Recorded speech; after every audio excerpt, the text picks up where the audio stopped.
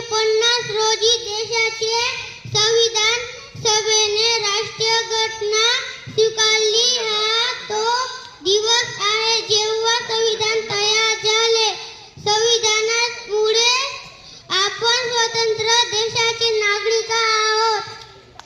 राज्य घटनेने दिलेले मूलभूत अधिकार हे आपली ढाल म्हणून काम करते.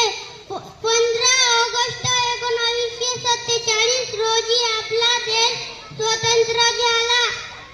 शिवाय देश चालवता येत नाही म्हणून संविधान सभेची स्थापना करण्यात आली. डॉक्टर बाबासाहेब आंबेडकर मसुदा समितीचे अक्षर करण्यात आले आणि डॉक्टर बाबासाहेबांनी 2 वर्ष 11 महिने 18 दिवस लागले.